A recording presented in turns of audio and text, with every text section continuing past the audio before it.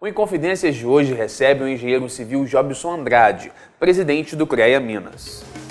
Mineiro de Teófilo Otoni, Jobson Andrade é presidente do Conselho Regional de Engenharia e Agronomia de Minas Gerais desde 2012. O engenheiro civil atuou em diferentes projetos sociais e ambientais em planejamento, execução e controle de obras, com experiências internacionais.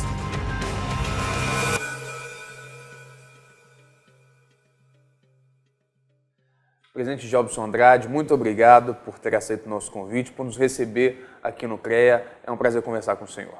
Prazer meu. Presidente, faltam engenheiros no país. Essa é a constatação de boa parte das pesquisas e dos estudos na área.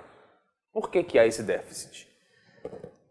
A nossa história regressa, ela foi muito cruel, né? É uma história pós-regime militar, quando o país começou a ter novamente uma intimidade com a democracia, os primeiros governos foram bastante deslocados da produtividade que o país precisava para produzir tecnologia, para produzir engenheiros.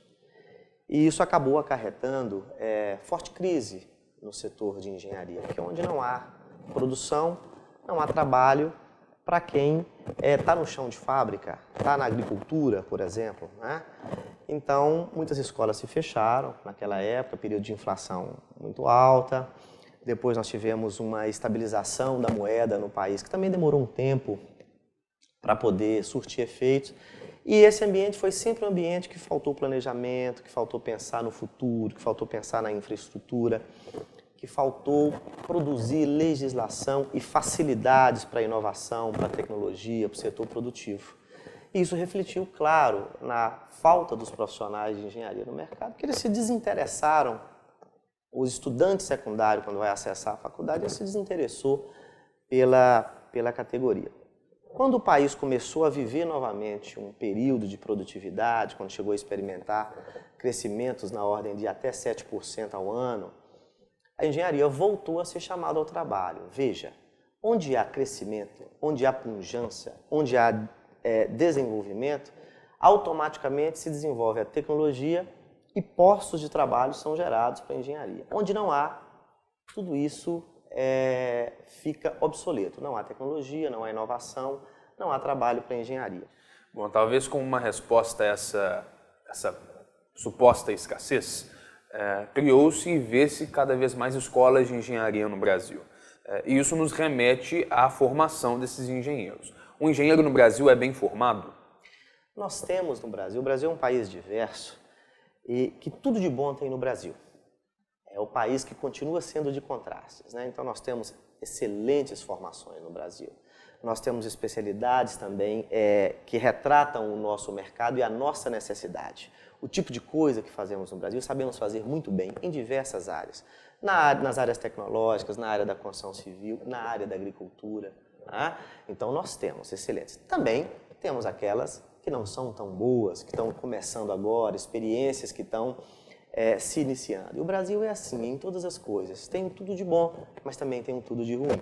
O CREA, de alguma maneira, trabalha ou tenta interferir na fiscalização dessas escolas para ver se elas têm qualidade adequada ou não? O CREA não tem essa competência. O CREA não fiscaliza escolas do ponto de vista de imaginar, de coibir, digamos assim, alguma falta de qualidade na formação profissional. Nós fazemos isso de maneira reflexa, nós damos um apoio, na realidade, à melhor formação. Temos um colégio que nós criamos aqui há 3 anos atrás, que envolve justamente gestores de cursos de engenharia das maiores universidades de Minas Gerais, para que eles possam, inclusive, definir projetos pedagógicos, definir atribuições no nascedouro dos cursos, trocar experiências. Fizemos a feira científica e tecnológica, que também é um apoio à iniciativa, à inovação.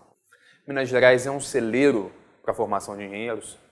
Minas Gerais é um celeiro para todo tipo de profissão. É uma referência histórica na educação. É um lugar, é um estado que por si só representa todo o Brasil em diversidade.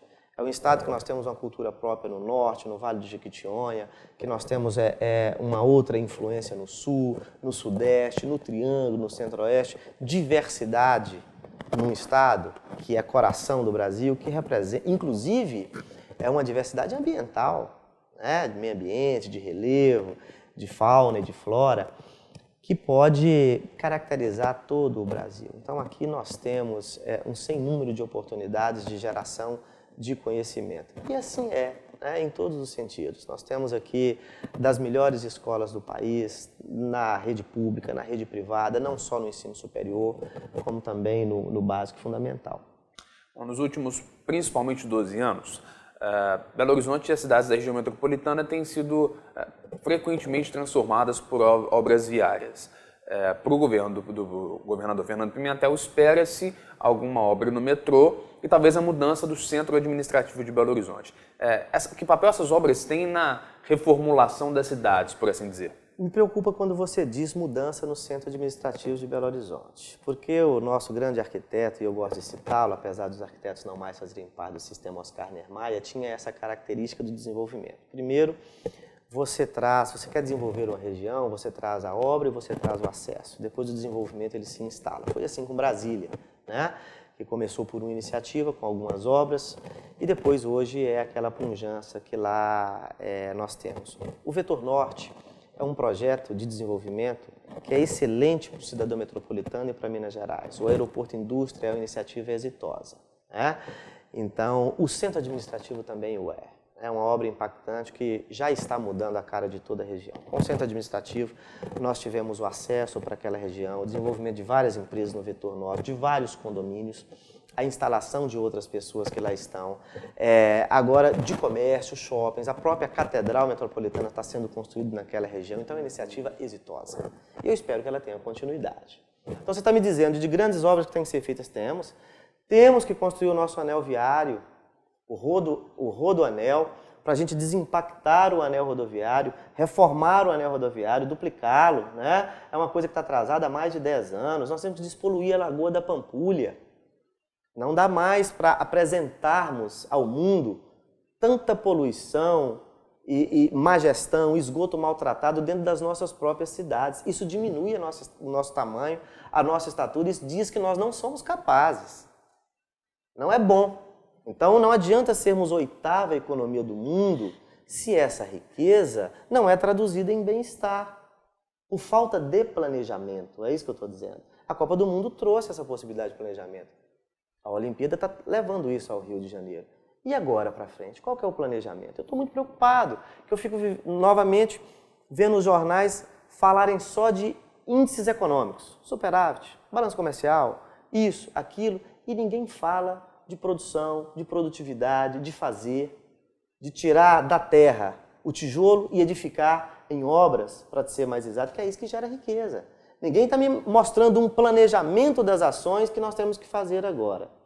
E essa é a minha principal preocupação. Eu gostaria muito que a população metropolitana, o governo, né, pudesse levar a sério um outro instrumento de planejamento, apresentar uma outra proposta de intenções, junto com o governo federal, com os governos municipais, e que nós fôssemos tão eficazes para fazer quanto fomos para a Copa do Mundo, que gerou um legado que é muito importante para todos nós.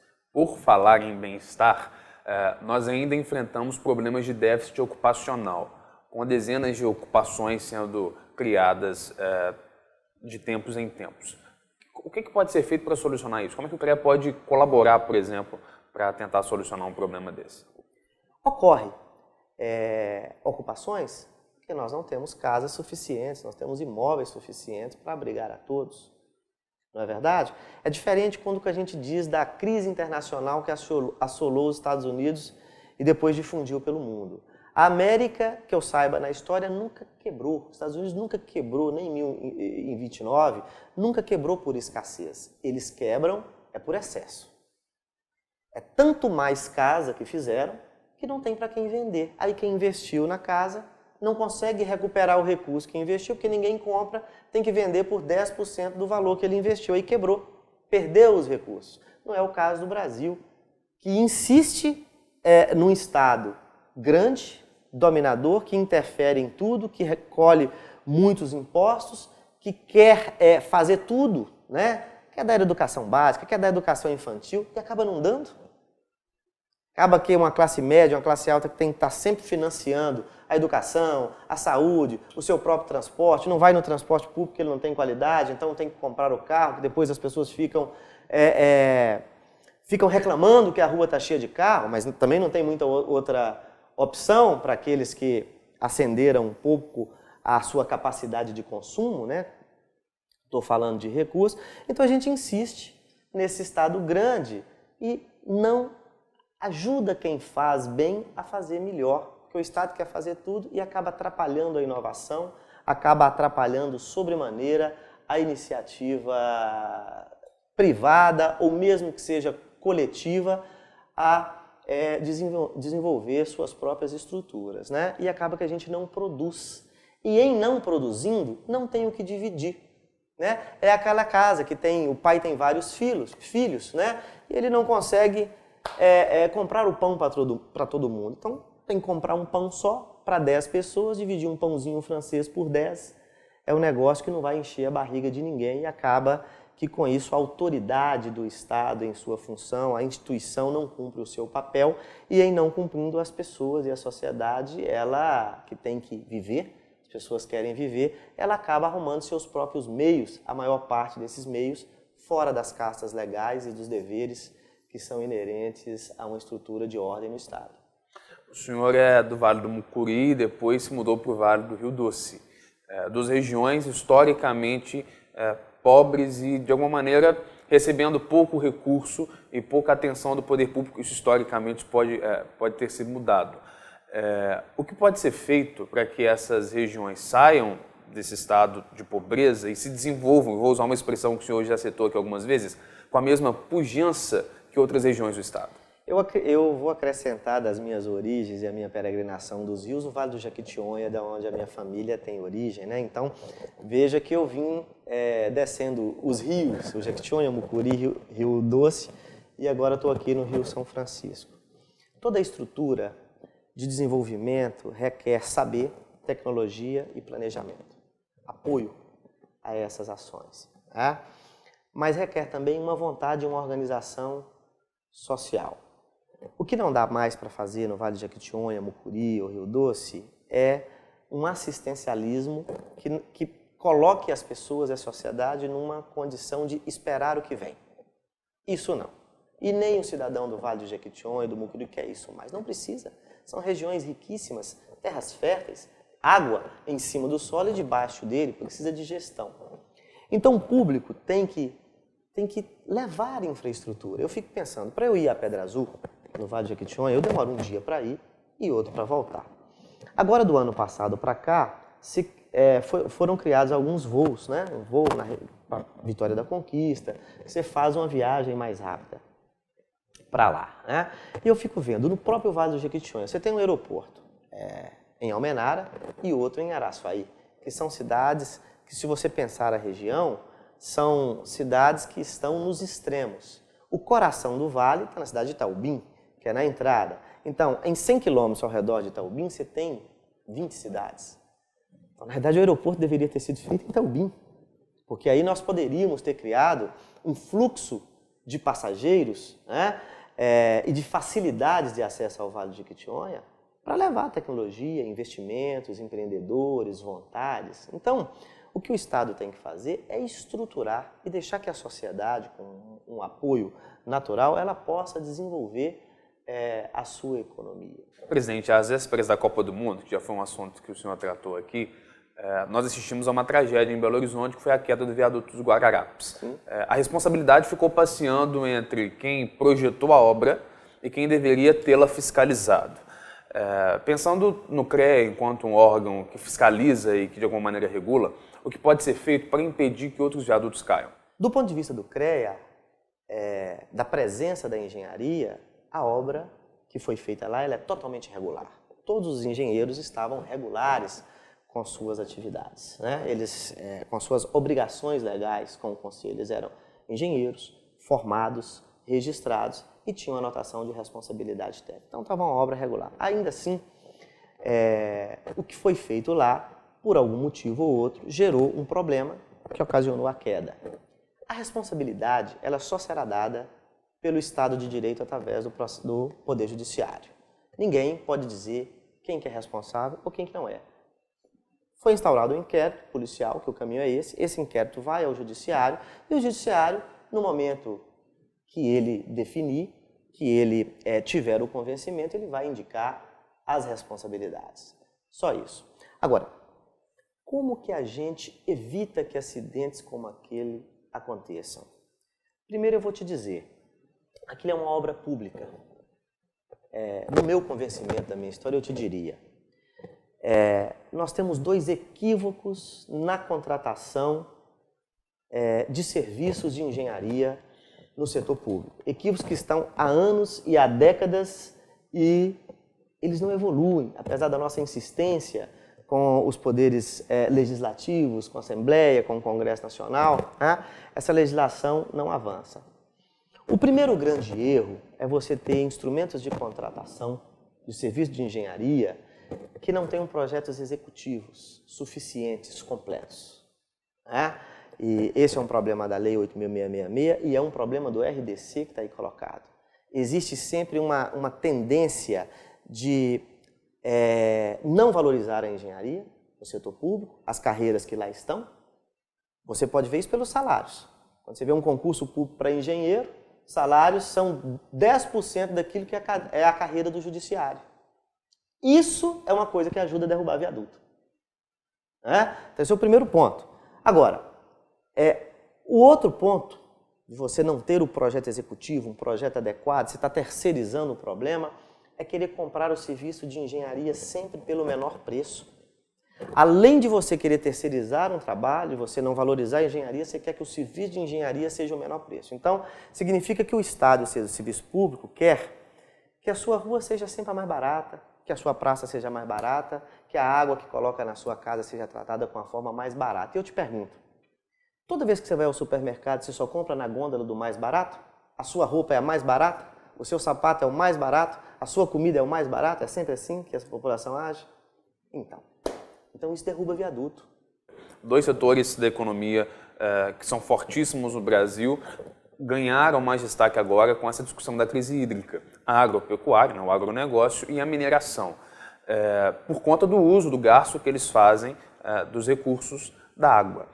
Existe, já pensando nessa nova posição, vamos dizer assim, estratégica do CREA, de não só fiscalizar, mas também de influenciar e de conscientizar, existe alguma proposta de ação para atingir esses setores de maneira que eles se conscientizem a gastar menos?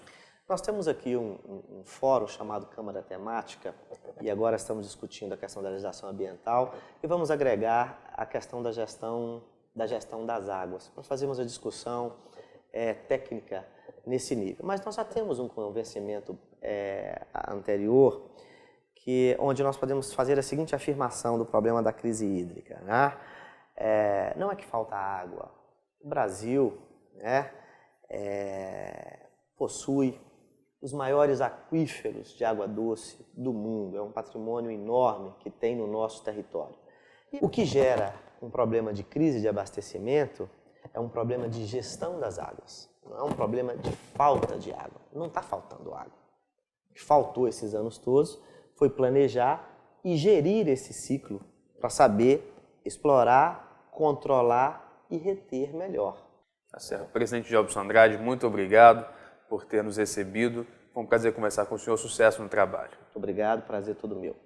Para você que nos acompanhou até agora no Inconfidências, também o nosso agradecimento. Nós voltamos na próxima semana com mais um programa para você. Um abraço e até lá.